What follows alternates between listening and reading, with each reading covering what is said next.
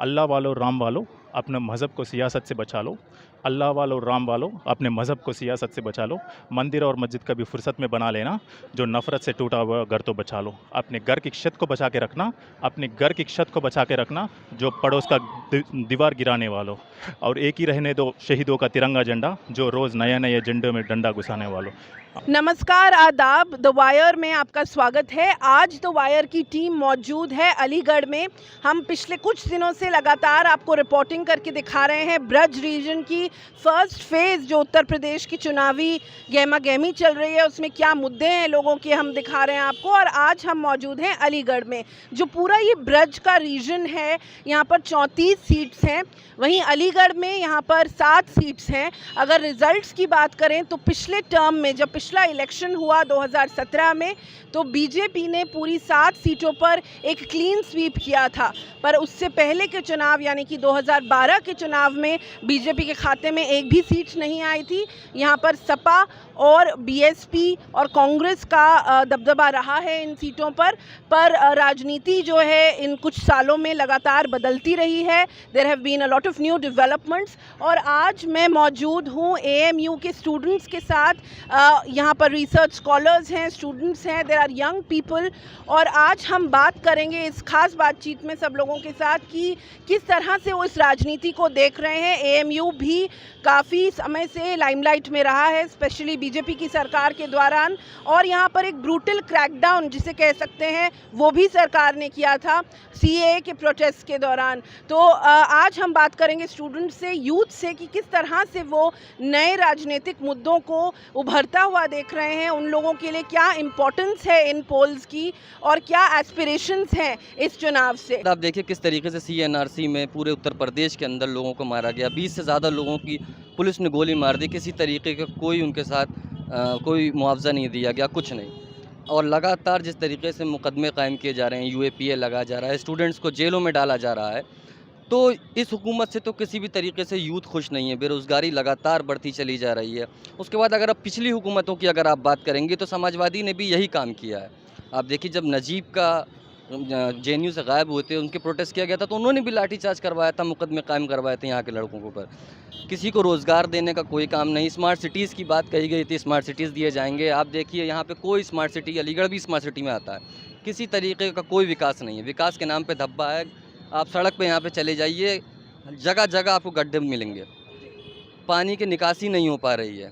तो इस हुकूमतों से हम किसी भी तरीके से खुश नहीं हैं। पूर्ण बहुमत की सरकार है, एब्यूज़मेंट ऑफ पावर खुलेआम हो रहा है, अपने लोगों को बचाया जा रहा है। लखीमपुर में देखिए किस तरीके से किसानों को मारा गया, किस तरीके से किसानों को आतंकवादी कह दिया जाता है, उनको नक्सलवादी कह दिया जाता है, और एएमयू को टेररिस्ट की नर्सरी कहा जाता है। उस इदारे को जिसने बड़े बड़े लीडर्स दिए, और इस मुल्क को ही नहीं गैर मुल्कों को भी दिए, जहाँ से सुप्रीम कोर्ट के जज निकले, जहाँ से आर्मी में लोग निकले, जहाँ से डॉक्टर्स, इंजीनियर्स, नेशन बिल्डिंग का काम जिस इदारे ने किया, उसको टेररिस्ट की नर्सरी बता दिया गया।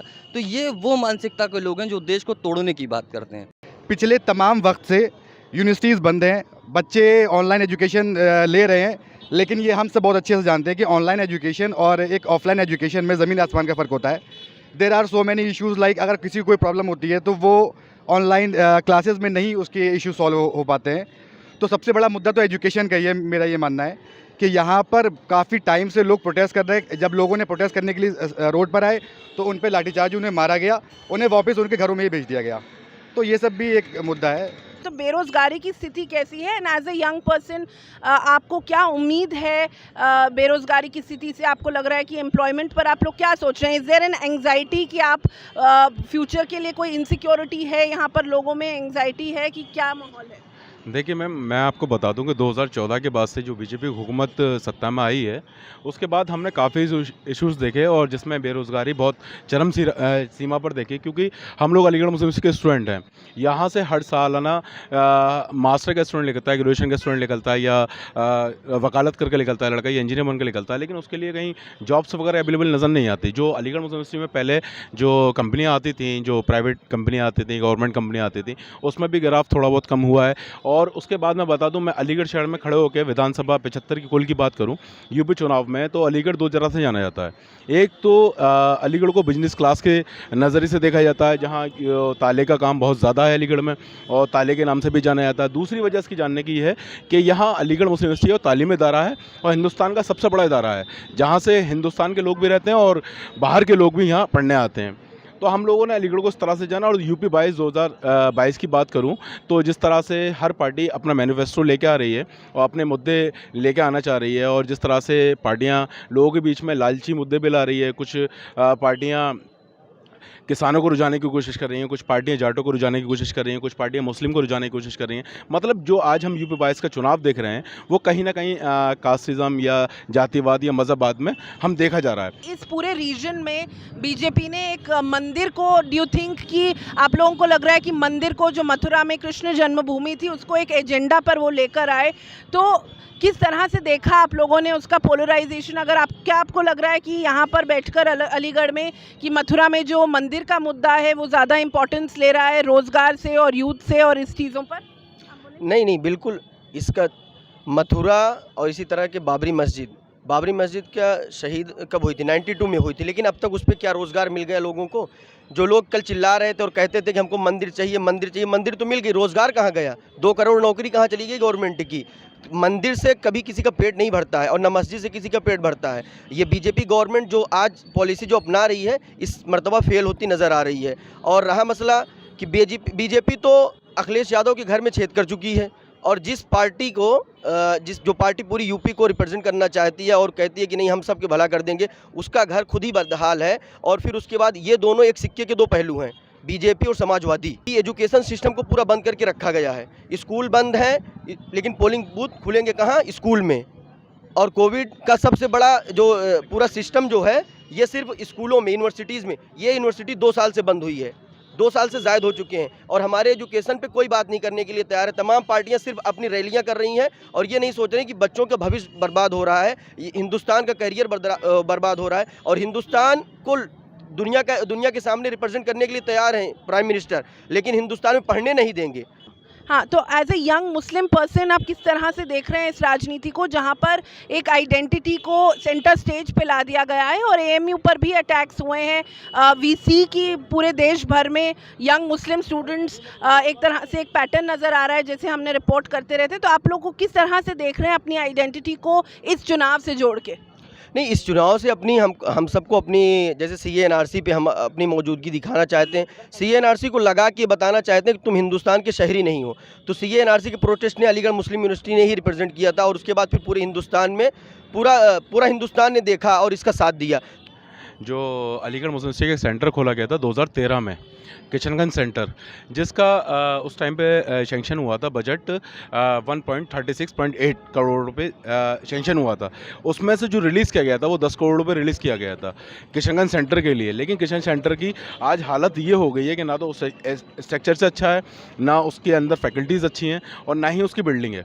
मतलब बिल्डिंग भी किराए पे चला रहे हैं उस सेंटर की, क्योंकि अलीगढ़ मुस्लिम यूनिवर्सिटी का वो सेंटर इसलिए खोला गया था कि वहाँ की जो पुअर क्लास फैमिलीज़ हैं, जो पुअर क्लास पॉपुलेशन है वहाँ की, वो एजुकेशन हासिल कर सकें, अपने लिए अपडेट रह सकें, अवेयरनेस रह सकें। इसलिए अलीगढ़ मुस्लिम यूनिवर्सिटी ने वो सेंटर खोला था। लेकिन उस सेंटर की हालत आज ये हो गई है, फंड ना रिलीज़ होने की वजह से, कि वहाँ का जो सेंटर है वो बंद होने की कगार पे है।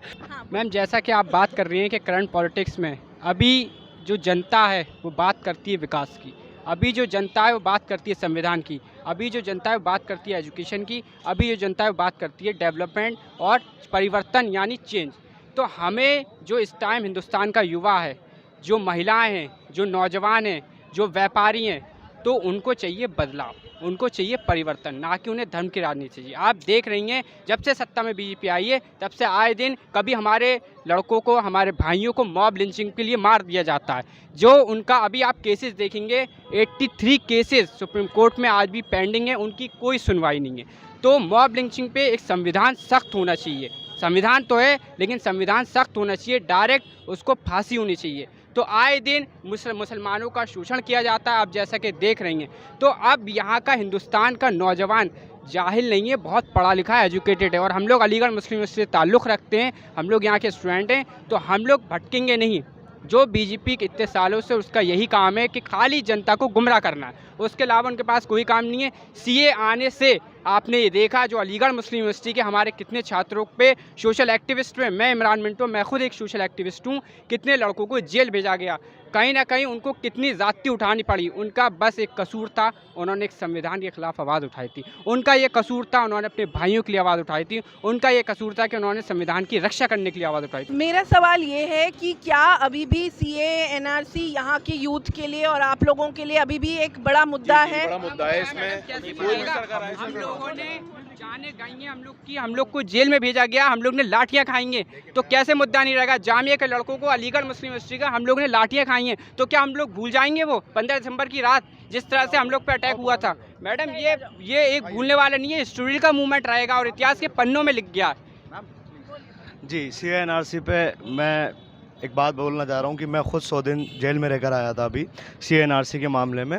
तो ये कहीं ना, और अभी भी हमारे ऊपर केस चल रहे हैं, हमें तारीखें करनी पड़ती है, हमें रोज़ कोर्ट कचहरी जाना पड़ता है। तो ये नुकसान हमें ज़हनी तौर पे परेशान करता ही है।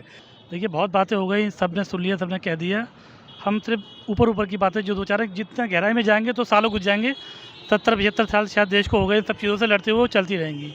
सबसे पहले तो जो AMU है, ये सिर्फ एक मुसलमानों की नहीं, यहाँ हर कौम का, हर मज़हब का बच्चा पढ़ता है और सबको अपनी बात कहने का हक है। About the heart of our constitution, the preamble says, "We the people of India, having solemnly resolved to constitute India into sovereign, socialist, secular, democratic and republic all the citizen." मतलब वो सेक्युलरिटी कहाँ ख़त्म हो गया, उसका दर्जा उठाया गया। जो आज का सरकार का मुताबिक सेक्युलर वही लोग हैं जो सरकार का पक्ष में बोलता है, और जो विपक्ष में बोलता है वो उन लोगों को अर्बन नक्सल बोला जाता है। ये थे कुछ पर्सपेक्टिव्स जो हमें मिले हैं अलीगढ़ मुस्लिम यूनिवर्सिटी के स्टूडेंट्स के द्वारा। इन्होंने बात की कि किस तरह से CAA NRC अभी भी एक मुद्दा है, उसके बाद का जो क्रैकडाउन रहा है उसका कितना बड़ा इम्पैक्ट रहा है यहाँ पर, एंड ये इश्यूज़ जो हैं वो कंटिन्यू हो रहे हैं। अलग अलग पार्टीज़ को समर्थन की और विरोध की इन लोगों ने बात की, और एक पिक्चर हमें समझ आती है कि किस तरह से जो युवा वोटर्स हैं, जो यंग लोग हैं, वो उत्तर प्रदेश की राजनीति और ख़ास तौर से अलीगढ़ की राजनीति को किस तरह से देख रहे हैं। देखने के लिए बहुत बहुत शुक्रिया। Get a sneak peek of exclusive content before everyone else. For channel members only. Memberships start at ₹89. Hit the join button below.